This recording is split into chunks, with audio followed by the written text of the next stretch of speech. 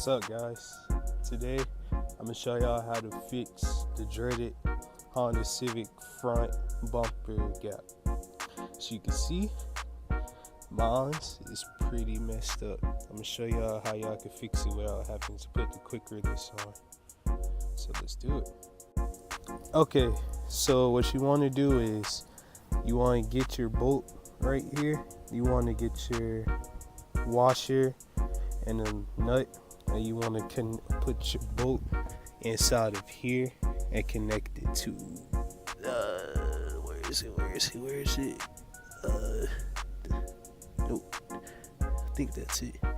This part of the fender right here that I'm touching, right there.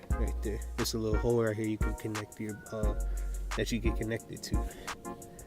So after you connect it to it, it should look factory new instead of using those old plastic bolts that comes with the EGs. I've been dreading this for a while, so I'll show you the before and after. Okay, so here's the finished thing. I mean, you can still see the imperfections because I gotta get a new bumper anyway. But yeah, this is a little quick do-it-yourself that you can fix your bumper sag instead of taking it to the body man.